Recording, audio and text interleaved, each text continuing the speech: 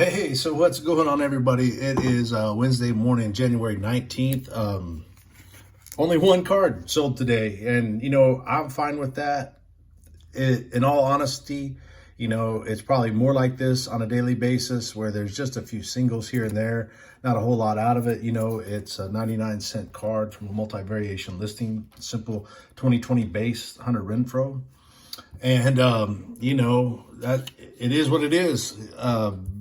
Like I said, man, that's the thing. I'm just gonna go through this real quick. I'm clicking purchase shipping label on the listing, and then that'll come up, and then I'll select that. I've got my envelope already loaded in the printer. This should go pretty quick.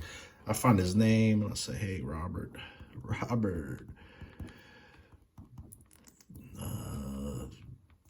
thank you for your purchase.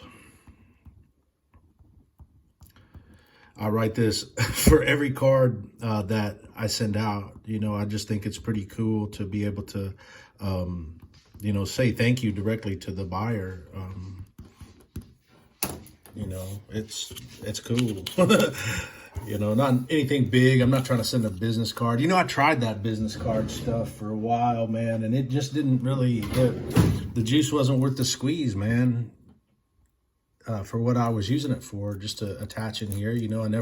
I had all my social media and like and follow, subscribe, all that bullshit, and I don't think anybody ever did anything with it. So I figured, hey man, I've got this drop from these receipts and stuff like that, man. I'll just use the drop and write thank you notes, for Christ's sakes, man. If nothing else, that's what it's all about. So I've got my cardboard, and then one thing I'll do, if you've got seams like this, sometimes it can be weird. And if I put two sheets together with matching seams, it could bend the card. So I try to pay attention to that. I just cover it up real nice like that, and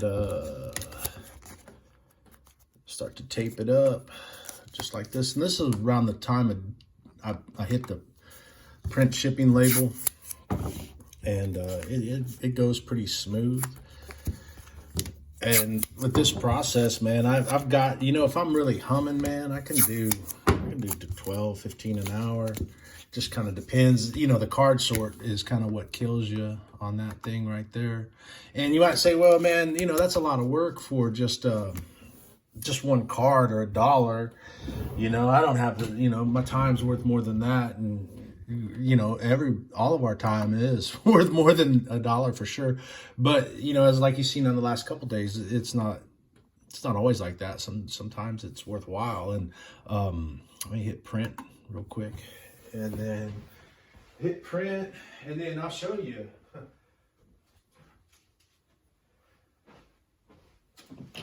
I'll show you kind of what's worthwhile here. You can see it kind of lurking in the shadows over there. So their envelope comes out, and it's just like that, man. How to ship a card in 3 minutes or less.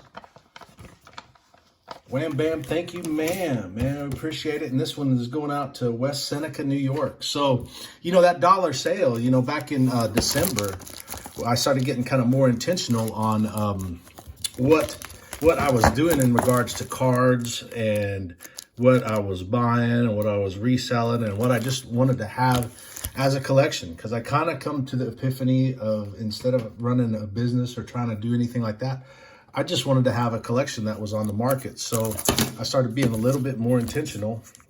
And here's a lot that I picked up, a couple Junior Seau 1990 score rookies, 8.5 CSGs. And,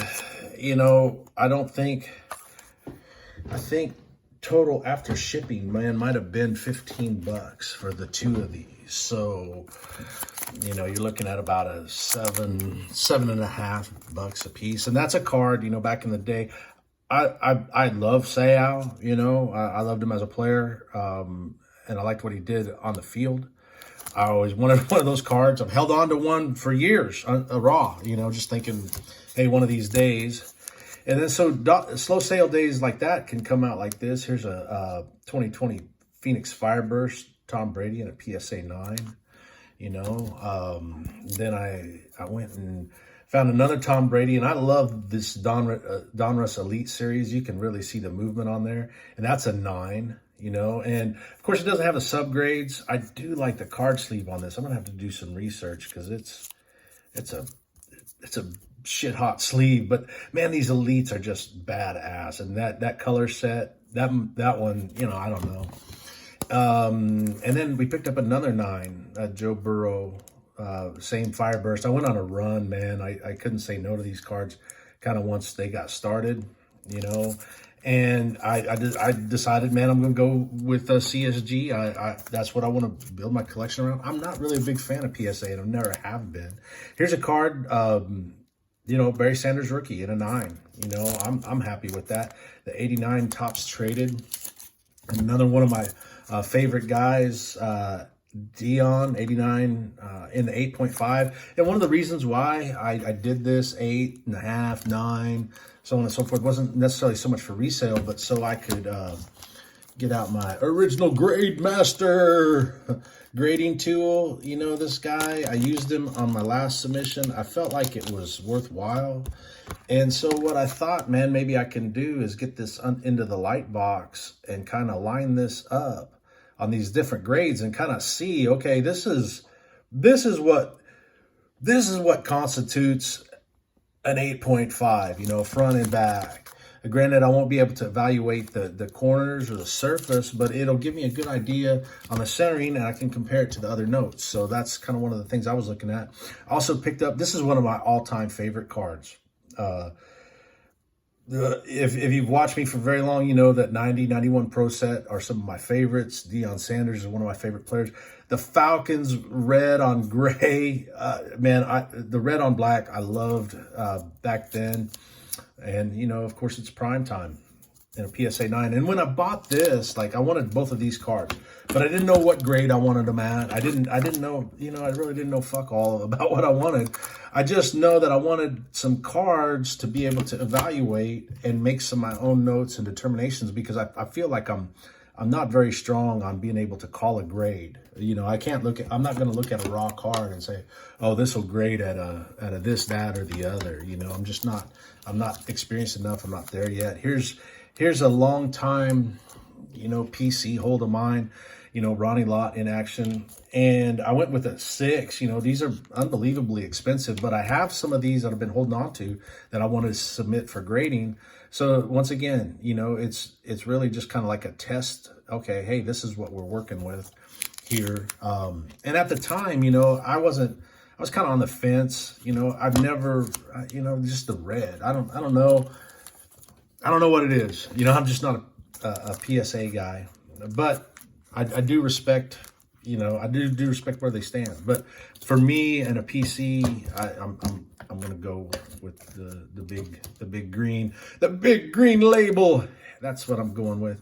And here's a high number Otani. Like I said earlier, I just wanted to have one of his slabs, a rookie slab. I've always loved the Top Heritage brand, mainly football, but I also have a ton of Heritage hockey and Heritage baseball. I dig Topps Heritage. This might be one of my favorite all-time things with cards is the cartoon. On that alone, I give it a 9. That's what I say. But yeah, so I could go in there and I could score it and check it out and see what it's all about. And then that's really it, so that one, this envelope, or the other small quarter stacks that, that we've been sending out, are, representative of, that we're just growing it into this, that, and the other. So, thanks for hanging out with us. Thanks for watching. We appreciate you, and we want you to have a great day, and we will see you again soon.